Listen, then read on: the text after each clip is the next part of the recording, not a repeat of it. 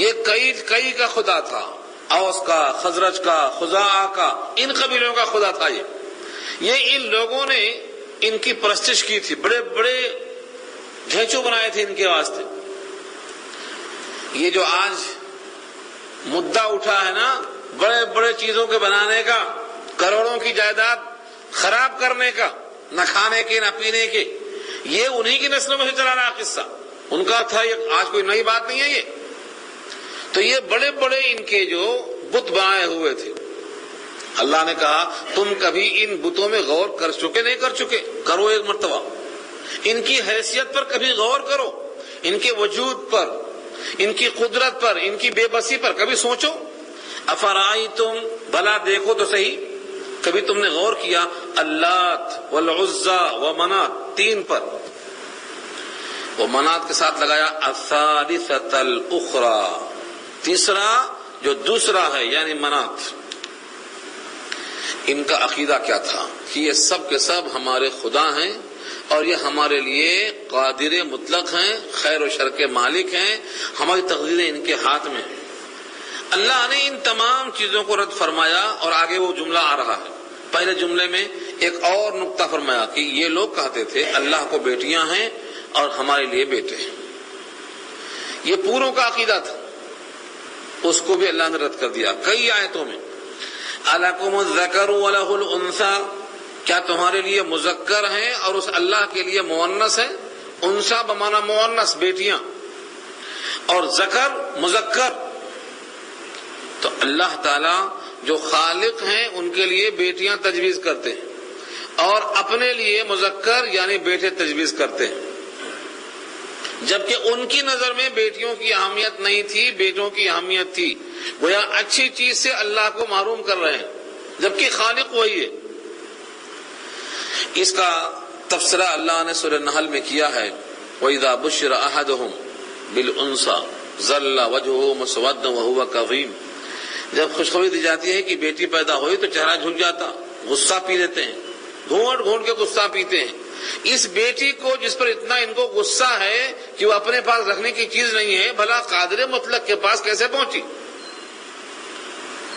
اللہ فرماتے ہیں تلک اذن، بے شک تمہاری یہ باتیں اگر درست ہیں تو، اذن تب تو، قسمت تقسیم ہے، زیزہ ظالمانہ، زیزہ کہتے ہیں بے ڈھنگی تقسیم، زیزہ کا مادہ ہے زیزن، اور زیزن کے معنی آتے ہیں ایسی تقسیم جو ظالمانہ ہو، یعنی جو انصاف کے خلاف ہو، مبنی پر انصاف نہ ہو، اس کو زیزہ کہیں گے، بھونڈی تقسیم ہے یہ تو۔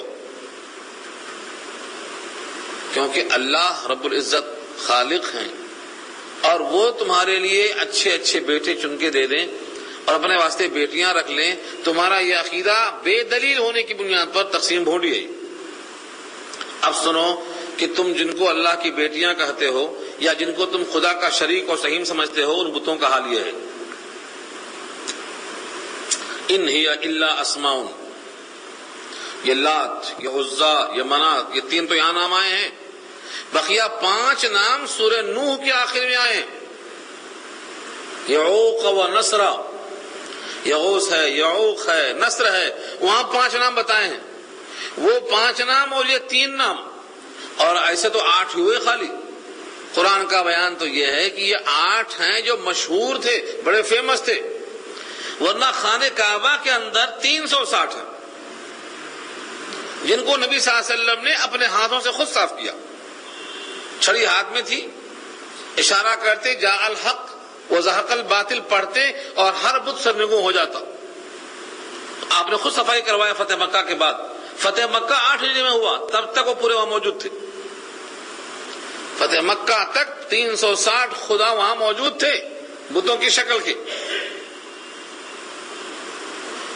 تو بت تو بہت تھے، ان تمام کا ایک ہی حکم ہے جو یہاں بتایا اللہ نے، ان ہی الا اسماء، نہیں ہے وہ مگر چند نام۔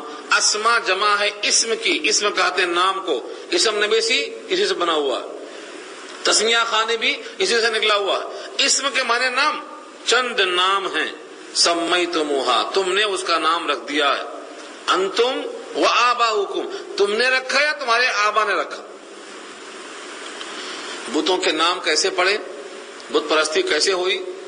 قصص النبیین میں بہت تفصیل سے لکھا ہے مولانا علی میاں صاحب رحمۃ اللہ علیہ نے کہ جب کوئی خاندان کا، محلے کا، شہر کا بڑا آدمی مر جاتا تو شیطان آ کے بولتا دیکھو تم پر بڑا احسان تھا ان کا، تم جلدی بھول گئے ان کو۔ اب یہ پوچھتا کہ پھر کیا کرنا؟ کہا کم سے کم ان کی شکل تو بنا کر رکھو، یاد تو رہے گی کم سے کم، تمہارے یہ بزرگ تھے، تمہارے یہ بڑے تھے، تمہارے خاندان کے تھے، ایک شکل تو بنا کے رکھو کم سے کم۔ شکل بنا دیا۔ اب آ کے بولتا تم کیسے ہو جی، تم نے اپنے بزرگ کو یوں چھوڑ دیا، دھول بیٹھ رہی ہے، مٹی بیٹھی، پھر کیا کرنا، ذرا صفائی تو کرو۔ صفائی پہ ڈال دیا۔ اس کے بعد کہا احترام، کبھی کبھی ملاقات کیا کرو، کبھی السلام علیکم کیا کرو، کبھی پھول چڑھاؤ، اگربتی لگاؤ، کچھ تو معلوم ہو تمہارا تعلق ہے، محبت ہے، عقیدت ہے، یہ شروع کرا دیا۔ اس کے بعد جو نسلیں آتی گئیں وہ اسی میں اضافہ کرتی گئیں۔ اب تو حال یہ ہے جہاں دل چاہا لگا دو قم، خدا بن گیا۔ اب تو سستا ہے مسئلہ، چاہے جس کی زمین ہو، چاہے جیسا پتھر ہو، چاہے جہاں کا مقام ہو، اپنی زمین خرید کے حلال اور طیب جگہ پر بنا کے دکھاؤ ایک۔ نہ وہ بناتے نہ ہم بناتے، ہم بھی تو ایسے کرتے، جہاں دل میں آیا بنا دیتے۔ صحیح محبت کا تقاضا یہ ہے کہ جیب کا پیسہ لگاؤ، حلال طیب زمین خریدو، پھر لگاؤ جب معلوم ہوتا کہ کتنی محبت ہے۔ تو یہ حال ان کا تھا اور آج تک چلا آ رہا ہے۔ یہ قرآن نے واضح کیا ہے کہ یہ چند نام ہیں۔ اب تو وہ بزرگ مر گئے، اس بزرگ کے نام پر یہ فوٹو ہے یا مجسمہ ہے، تو اس مجسمے کو اس نام سے تعلق کیا ہے تم نے رکھ دیا، یہ تو تعلق ہے، ورنہ وہ بزرگ تو مر گئے اور یہ اس بزرگ کی فوٹو ہے یا اس کا مجسمہ ہے، تو حقیقت میں یہ بت نہیں ہے بلکہ تم نے اس کو بت کا نام دے کر خدائی میں شریک کر لیا ہے۔ یہ فرمایا اللہ نے، ان ایا الا اسماء، نہیں ہے وہ مگر چند نام، سمیتموہا، تم نے ان کے نام گڑھ لیے، انتم و آباؤکم، تم نے اور تمہارے آبا و اجداد نے، دونوں نے مل کے گڑھ لیا۔ یعنی کبھی ایسا ہوتا ہے کہ اگر تم آبا و اجداد کے کاموں پر خوش ہوتے ہو تو ان کے کام میں گویا تم شریک ہو اور دخیل ہو، تمہارا نام شمار ہوتا ہے۔ ما انزل اللہ بہا من سلطان، یہ جملہ یاد رکھنا ہے، ما انزل اللہ بہا من سلطان، اللہ نے اس پر کوئی سند نازل نہیں کی، اللہ کا اعلان ہے برات کا۔ جتنے دنیا میں پوجے جاتے ہیں، جن کے سامنے سجدہ کیا جاتا ہے، جن کے سامنے جھکا جاتا ہے، جن کو مشکل کشا مانا جاتا ہے، اور جن کے سامنے پیشانی جھکائی جاتی ہے، ان تمام پر اللہ کا یہ نوٹ یاد رکھنا، ما انزل اللہ بہا من سلطان، کوئی سلطان، کوئی حجت، کوئی دلیل اللہ نے ان کی تائید میں نازل نہیں فرمایا۔ بلکہ ایک مقام پہ فرمایا سورہ عنکبوت میں، اللہ کے سوا جتنے سہارے لوگ تلاش کرتے ہیں، اللہ کے سوا جتنے سہارے تلاش کرتے ہیں لوگ، ان کا حال اللہ فرماتے ہیں کا مثل العنکبوت، مکڑی کے جالوں کی طرح ہے۔ اتخذت بیتا، مکڑی نے گھر بنایا، جالا بنایا، ایسا لگتا ہے کہ پورا قبضہ اسی مکڑی کا ہو گیا۔ وَإِنَّ أَوْهَنَ الْبُيُوتِ لَبَيْتُ الْعَنكَبُوتِ، اور سب سے زیادہ کمزور گھر مکڑی کا گھر ہوتا ہے، اور سارے سہاروں کا حال اللہ کے مقابلے میں یہ بیان کیا اللہ نے، مکڑی کا جالا، نہ بارش میں آپ کو بچا سکتا ہے، نہ دھوپ میں آپ کو بچا سکتا ہے، جو مکان کی صفت ہوتی ہے اس میں سے کوئی چیز اس میں موجود نہیں ہے، ہاتھ لگایا صاحب۔ یہ کس کے سہارے کو اللہ نے کہا؟ اللہ کے غیر میں جتنے لوگ سہارے تلاش کرتے ہیں، ایک اللہ کو چھوڑ کر بقیہ جن سہاروں کو تلاش کرتے ہیں ان پوروں پر رپورٹ اللہ کی یہی ہے۔ سورہ عنکبوت پارہ 21۔ تو اس کا مطلب یہ نکلا کہ یہ سارے کے سہارے بے سند ہے، لوگوں نے گڑھ لیا ہے، چلا رہے۔ ان یتبعون الا الظن، نہیں اتباع کرتے ہیں وہ لوگ مگر گمان کی، اٹکل پچھو۔ زن ہمارے اردو میں استعمال ہے گمان کے معنی میں۔ زن کی ضد کیا ہے؟ یقین۔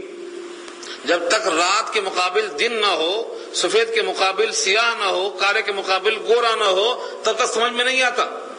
ازداد سے چیزیں واضح ہوتی ہیں۔ محاورہ مشہور ہے تبین الاشیاء بازدادها، جب تک متضاد چیزیں سامنے نہیں آتی ہیں، اپوزٹس، تب تک واضح نہیں ہوتا. تو ظن کا اپوزٹ کیا ہے؟ یقین. یقین اور یہ ہے ظن.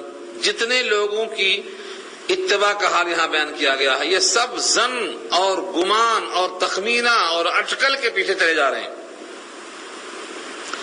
ظن یہ ہے تو یقین کیا ہے؟ یقینیات کیا ہے؟ امت مسلمہ کا اجماعی عقیدہ ہے کہ یقینیات صرف قرآن ہیں. قرآن، جو احکامات قرآن سے نکلتے ہیں یا وہ احکامات جو احادیث متواترہ سے نکلتے ہیں. احادیث کی سب شکلیں نہیں، احادیث کی ایک قسم ہے احادیث متواترہ. متواترہ کسے کہتے ہیں وہ بھی سن لو. حدیث کی بہت سی قسمیں ہیں، تو حدیث کے درس میں آپ آئیے، وہاں سنیں گے انشاءاللہ. حدیث سے متواترہ کہتے ہیں نبی صلی اللہ علیہ وسلم کے زمانے سے لے کر جس محدث نے جمع کیا ہے اس تک اتنے زیادہ لوگ اس کو روایت کرتے ہوں کہ ان تمام کا جھوٹ پر جمع ہونا محال. ہر زمانے میں اتنے لوگ اس روایت کو بیان کرنے والے ہوں کہ ان سب کا جھوٹ پر جمع ہونا محال. اس حدیث کا نام کیا ہے؟ متواترہ ہے. حدیث مشہور الگ ہے، حدیث مرفوع الگ ہے، مقطوع الگ ہے، معضول الگ ہے، منکر الگ ہے، شاذ الگ ہے، معضل الگ ہے، معلل الگ ہے، مدلس الگ ہے. یہ سب اقسام سے مطلب نہیں. قطعی طور پر کس کو کہتے ہیں یقینیات؟ صرف دو چیزیں، ایک قرآن سے نکلنے والے احکام، اور نمبر دو وہ احادیث جو متواتر چلی آتی ہیں، یہ یقینیات ہیں. ان کو ہم قطعی الثبوت، قطعی الدلالہ کہتے ہیں. ان سے نکلنے والے احکام کا یقین کہا جاتا ہے. اس کے ضمن میں جس کا نام ہے وہ ہے ظن. اسی واسطے حدیث سے جو نکلتا ہے مضمون اس کو ظنی کہا جاتا ہے، ظنی الثبوت. لیکن شریعت میں جو چیز ظنی الثبوت ہے، امت کا اجماع ہے کہ واجب العمل ہے. شریعت میں جو چیز ظنی الثبوت ہے وہ بھی واجب العمل ہے. شریعت میں وہ مطلوب ہے، اس کو آپ رد نہیں کر سکتے. یہ اجماعی مسئلہ ہے. لیکن حکم لگائیں گے اس پر ظنی کا، قطعی کا حکم صرف دو جگہ لگائیں گے، قرآن پر اور احادیث متواترہ پر. اس دھوکے میں آ کر بہت سے لوگوں نے حدیث کا انکار کر دیا ہے. ظنی چیز شریعت میں مطلوب ہے، غیر شریعت میں وہ ظن ہے، ظن کا اتباع نہیں کرنا ہے. لیکن شریعت میں جو ظن ثابت ہو رہا ہے وہ مطلوب کیوں ہے؟ کیونکہ یہ ظن بمقابلہ یقین کے ہے، بمقابلہ قطعی کے ہے. ورنہ وہ ظن ایسا ظن نہیں ہے جس میں گناہ ہوتا ہو. اس ظن کے بارے میں یہ ہے کہ جو اٹکل پچھو ہے، جو یہاں کہا گیا ہے، کیونکہ کافروں کا جو ظن ہے کہ یہ خدا ہے اس پر کوئی دلیل نہیں ہے، ابھی آ چکا. اور جس پر کوئی دلیل شرعی نہ ہو وہ ظن ایسا ہے جو اٹکل پچھو ہے، جس کو ہم بولتے ہیں دماغی اپج. دماغ میں آیا بول دیے، دماغی اپج بولتے ہیں، دماغ میں آ گئی بات کہہ دیے. تو وہ ظن ایسا ہے جو بالکل اٹکل پچھو کے معنی میں ہے. اللہ خود فرماتے ہیں وما تہوی الانفس، اور جو خواہش کیا ان کے جی نے. تو یہ ایسا ظن ہے جو ان کی خواہش کے مطابق انہوں نے گڑھ لیا ہے. وما تہوی الانفس، اور جو چاہیں نفس. ایک گمان پر چلتے ہیں اور ایک خواہشات نفسانی پر چلتے ہیں. اور خواہشات نفسانی پر چلنے والا گمراہ ہے، بلکہ اس سے بڑا گمراہ کون؟ یہ سوال ہوا ہے. ومن اضل ممن اتبع هواه بغیر هدى من اللہ. سورہ قصص پارہ 20 میں کہا اس سے بڑا گمراہ ہو کون سکتا ہے جو اپنی خواہشات پر اتباع کرتا ہو اللہ کی ہدایت کے بغیر، اللہ کے حکم کے بغیر. اس سے بڑا گمراہ کون؟ ایک کوسچن مارک ڈال دیا ہے. ومن اضل، یعنی سب سے بڑا گمراہ وہ ہے جو اپنی خواہشات پر چلتا ہو. اور ان تمام بتوں پر اور بتوں کے پجاریوں پر یہ ثابت ہوتا ہے کہ یہ سب اٹکل پچھو ہے. وَلَقَدْ جَاءَهُمْ مِنْ رَبِّهِمُ الْهُدَى، اور البتہ تحقیق آیا ہے ان کے پاس ان کی رب کی طرف سے ہدایت نامہ. الہدا سے مراد ہدایت نامہ. قرآن بھی ہدا ہے، ہدی و رحمہ کہا اللہ نے. نبی کو بھی ہدی و رحمہ کہا گیا ہے. تو یا تو قرآن یا صاحب قرآن اس سے مراد ہے. قرآن اگر مراد ہے تب بھی وہی مطلب، اور صاحب قرآن مراد ہے تب بھی وہی مطلب، کیونکہ صاحب قرآن نے قرآن کی اتباع کی ہے. صاحب قرآن نے زندگی بھر میں قرآن کی اتباع کی ہے. ظاہر یہ ہے جب قرآن کی اتباع کی ہے تو قرآن یہاں مراد ہو ہدایت سے یا صاحب قرآن، مطلب ایک ہی نکلے گا. چنانچہ خود جناب عائشہ فرماتی ہیں کان خلقہ القرآن، نبی کی اخلاق قرآن ہے، جو قرآن میں لکھا ہے وہ آپ کا عمل ہے، دونوں ایک.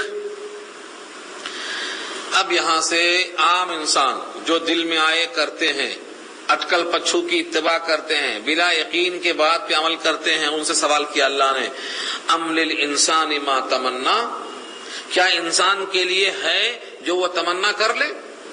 ما تمنا، تمنا اردو میں استعمال ہے. میری تمنا ہے کہ میں آسمان پر چڑھ جاؤں. تو کیا چڑھ جائے گا؟ میں تیری خاطر تارے توڑ کر لاؤں، لائے گا توڑ کے. کیا انسان کے لیے وہ ملے گا جو اس کی تمنا ہے؟ نہیں ملے گا. تمنا اسے کہتے ہیں جو پوری نہ ہو. پوری ہو گئی تمنا کہاں سے آ گئی؟ تمنا نہیں ملتی. ہاں، تمناؤں میں الجھایا گیا ہوں، کھلونا دے کے بہلایا گیا ہوں. تمناؤں میں انسان الجھا ہوا ہے. دنیا کو جنت بنانا چاہتا ہے، دنیا کو بغیر مرض کے بنانا چاہتا ہے، دنیا کو بغیر فکر کے رہنا چاہتا ہے. یہ ہو نہیں سکتا. اللہ نے کہا ہے ہم تم کو ایسا بنا چکے ہیں کہ ہمارے پاس آنے میں تمہیں راستے میں بڑی مشقت ہے، اسٹپ بائی اسٹپ مشقت ہی مشقت ہے. لقد خلقنا الانسان فی کبد، یہ کبد کیا ہے؟ مشقت ہے. پیدائش میں مشقت نہیں ہوئی، مشقت ہے. پیدائش میں مشقت ہوتی ہے، ناک رگڑتے ہوئے آتا ہے، جب دانت نکلتا ہے تو مشقت، معدے میں قوت آئی تو مشقت. مشقت سے خالی کوئی دن نہیں گزرا. ہاں یہ ہے مشکلیں مجھ پر پڑی اتنی کہ آسان ہو گئی، جھیلتے جھیلتے انسان عادی ہو گیا. رنج کا خوگر ہوا انسان تو کٹ جاتا ہے رنج. یہ ہے اصل. ورنہ مشکلیں بہت پڑی انسان پر، مشکلیں کم نہیں ہیں، اور ایک ایک لمحہ مشکلوں کا آنے والا ہے. کب تک؟ جب تک تم اللہ سے ملاقات کر کے نامہ اعمال کے مطابق رزلٹ حاصل کر کے جنت کے اندر نہیں پہنچ جائیں گے تب تک تمہیں جھیلنا ہے. تو دنیا میں تمناؤں سے کچھ نہیں ہونے والا ہے. ام للانسان ما تمنا، کیا انسان کے لیے وہ تمام چیزیں ہیں جو تمنا کرتا ہے؟ فَلِلَّهِ الْآخِرَةُ وَالْأُولَى، اللہ ہی کا ہے آخرت بھی اور اولا بھی. آخرت سے مراد دنیا کے بعد والا مرحلہ، اور اولا سے مراد آخرت سے پہلے کا مرحلہ. دنیا جس کو ہم بولتے ہیں، اولا کو اللہ نے آخر میں رکھا اور آخرت کو مقدم کیا. کیوں؟ کیونکہ ہم سمجھتے ہیں کہ دنیا تو اللہ کے پاس نظر آتی ہے لیکن آخرت کس کے پاس ہے نہیں معلوم، اس کا یقین ہی نہیں ہے. تو پہلے اللہ نے اس کا تذکرہ کر دیا فَلِلَّهِ الْآخِرَةُ وَالْأُولَى، آخرت بھی اللہ کے پاس ہے جس طرح اولا اللہ کے پاس ہے. سورج وہ نکالتا، پانی وہ برساتا، زمین سے غلے وہ نکالتا، بچے تمہارے واسطے وہ مہیا کرتا. جیسے اولا اس کے پاس ہے، آخرت بھی اسی کے پاس ہے.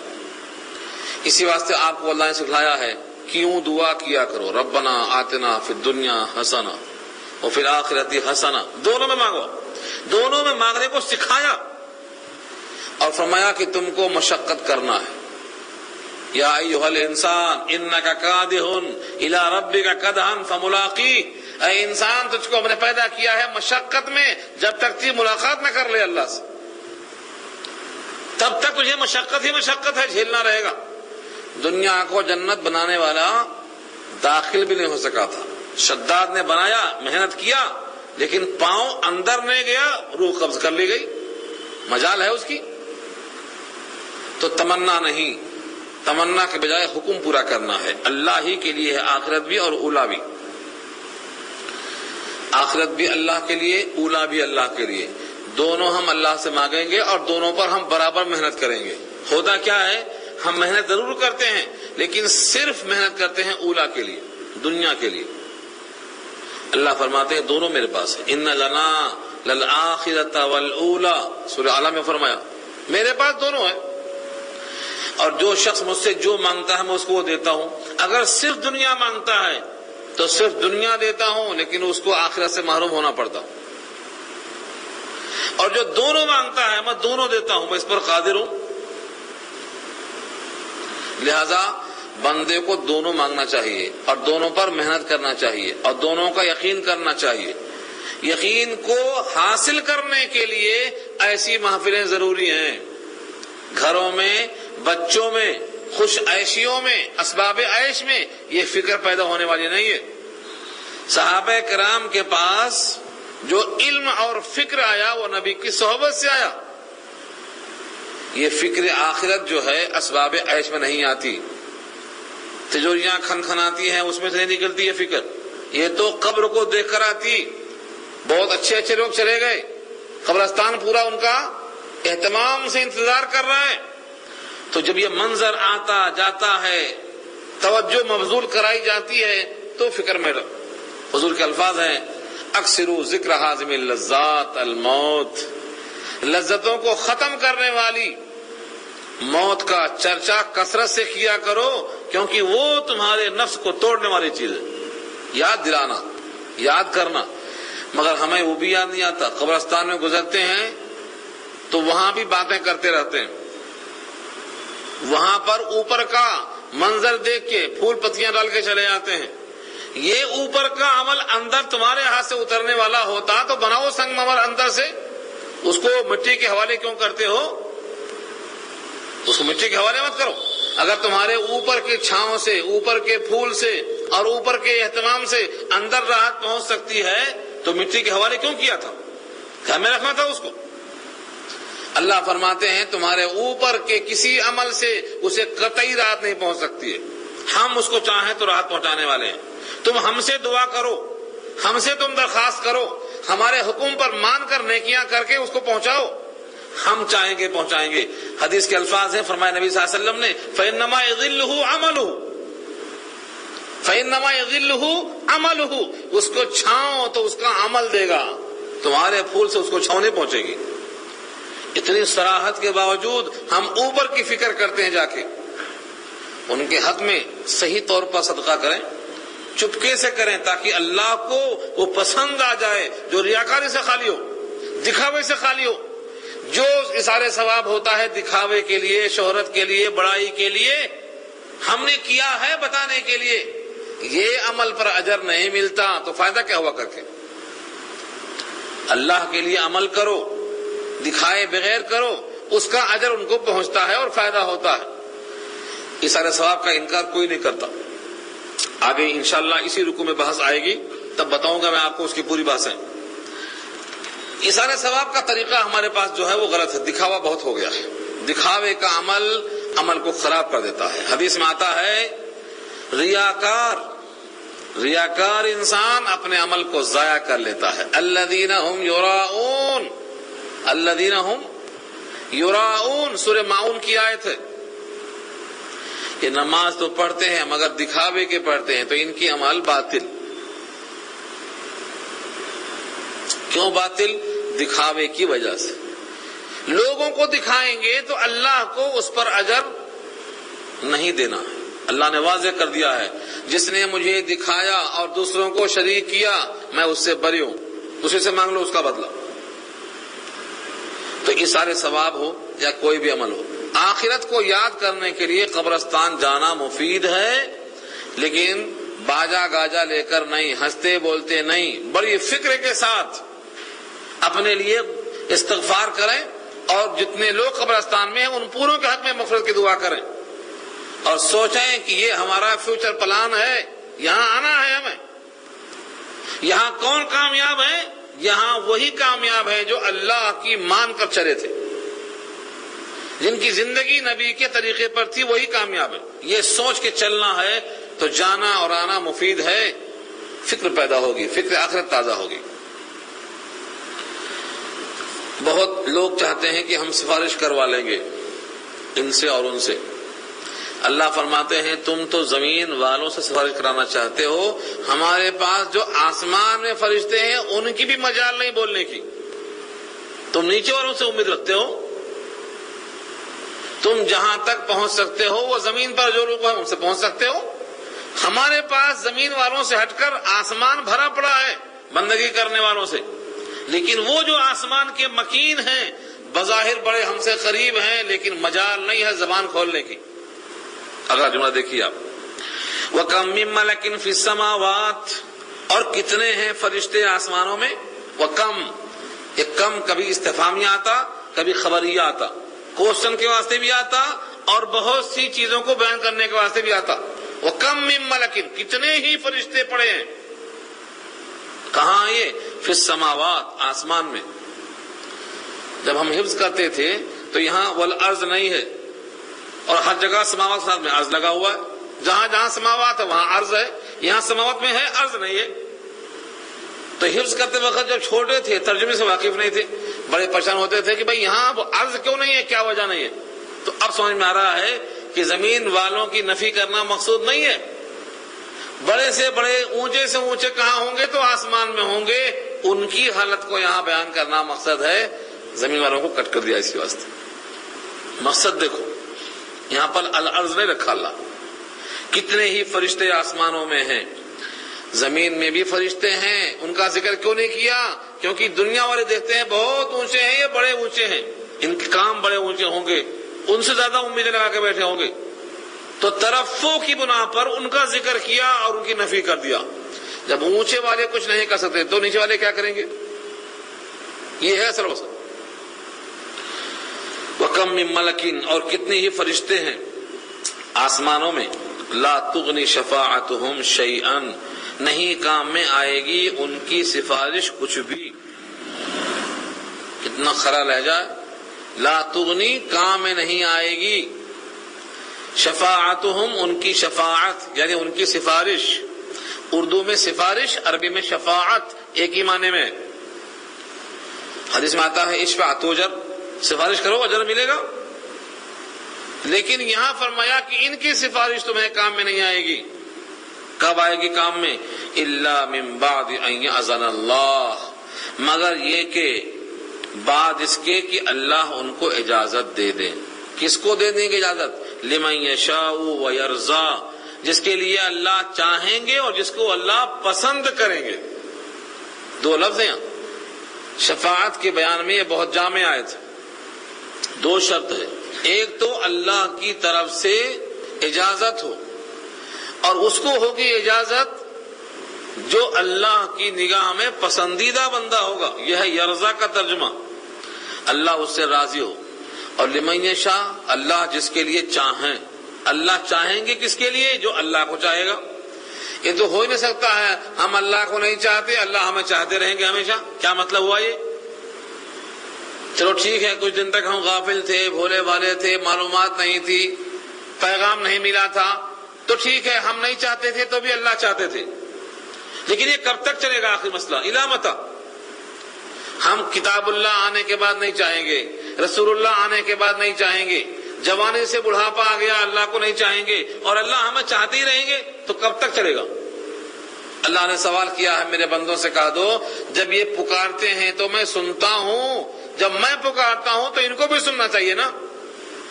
نہیں کہا وَإِذَا سَأَلَكَ عِبَادِي عَنِّي فَإِنِّي قَرِيبٌ أُجِيبُ دَعْوَةَ الدَّاعِ إِذَا دَعَانِ فَلْيَسْتَجِيبُوا لِي وَلْيُؤْمِنُوا بِي، جب یہ پکارتے ہیں میں لبیک کہتا ہوں، تو پھر ان کو چاہیے کہ میری ذات پر ایمان لائیں، اور جب میں پکارتا ہوں حی علی الصلاۃ تو بھاگ کے آئیں۔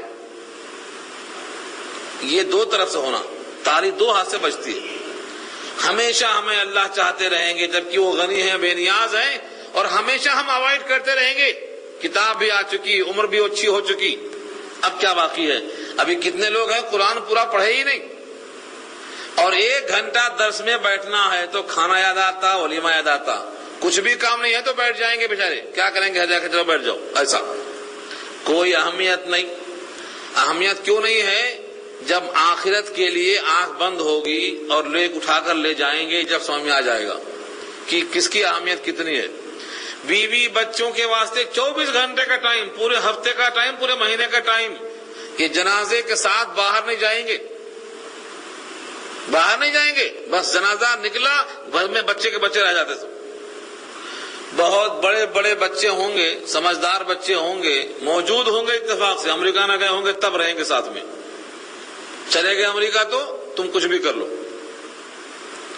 ساتھ رہیں گے اتفاق سے تو قبرستان تک جائیں گے، بیوی اور بچے انہی کی خاطر مرتے رہے نا، یہ دو جگہ تک پہنچ سکے، لیکن جس کو ہم چھوڑتے چلے گئے اب وہ قبر میں مٹی کے اندر کام میں آئے گا، وہ ہمارا عمل ہے، اس کی اہمیت نہیں آتی۔ تو انسان کی یہ غفلت ہے، وہ سمجھتا ہے کہ میرے بچے اور میرے بیوی بچے یہی سب کام میں آئیں گے، کام میں بے شک آئیں گے، لیکن قبر میں اتارنے کے بعد جب مٹی ڈال دیں گے تو یہ دونوں کام میں نہیں آئیں گے، صرف آپ کا عمل کام میں آئے گا، اور وہی عمل جو اللہ کے منشا کے مطابق ہوگا۔ سفارش کی امید لے کے بیٹھنا، اس میں بھی ایک کوتاہی ہوتی ہے۔ اکثر لوگ سمجھتے ہیں کہ سفارش کوئی بھی کر دے گا۔ ایک حدیث آتی ہے، شفاعتی من امتی لأہل الکبائر، لگا دیا مسجدوں میں لکھ کر کے۔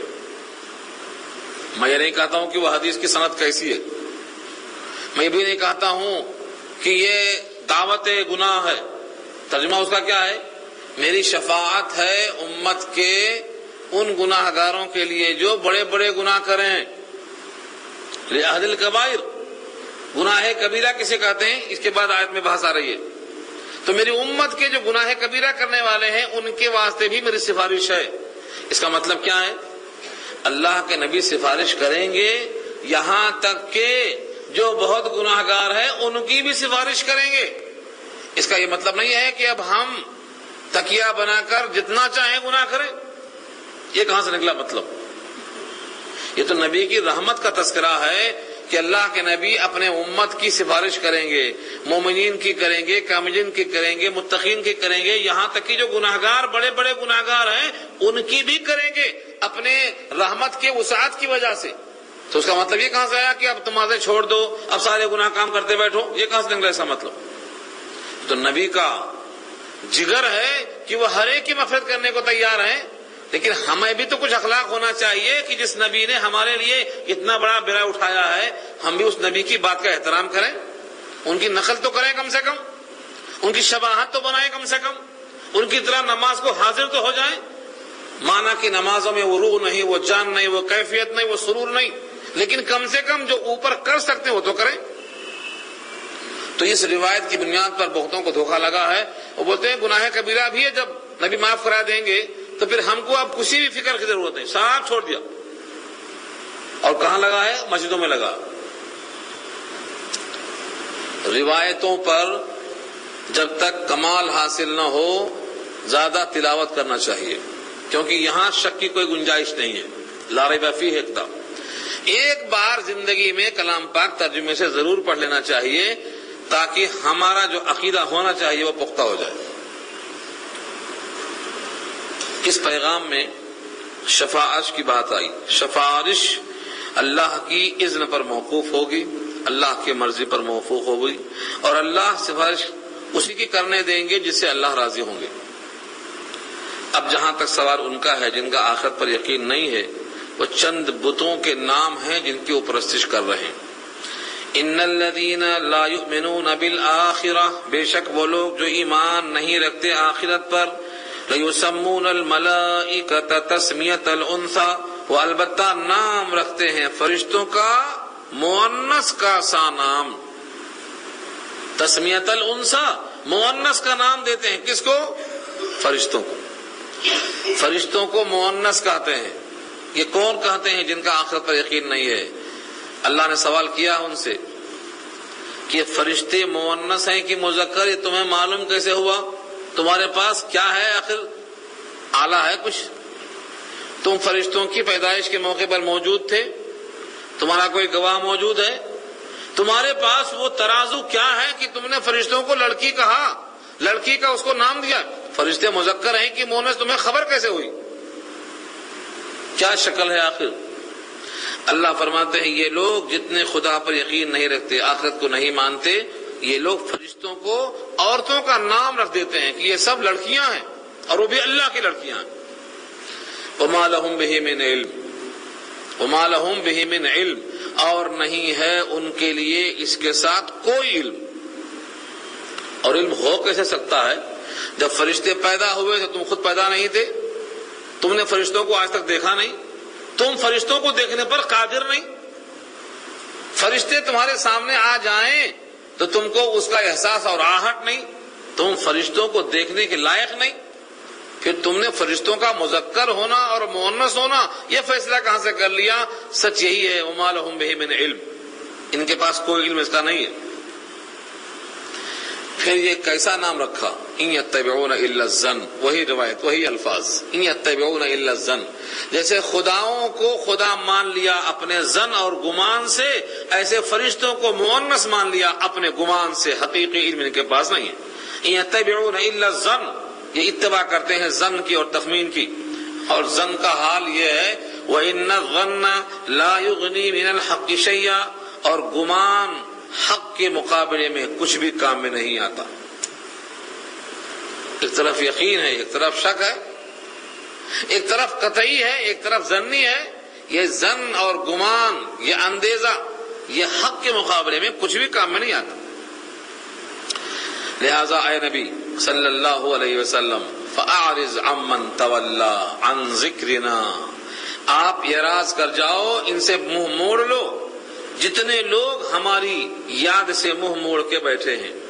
من تولا عن ذکرنا، ذکر سے مراد قرآن ہے، نصیحت ہے۔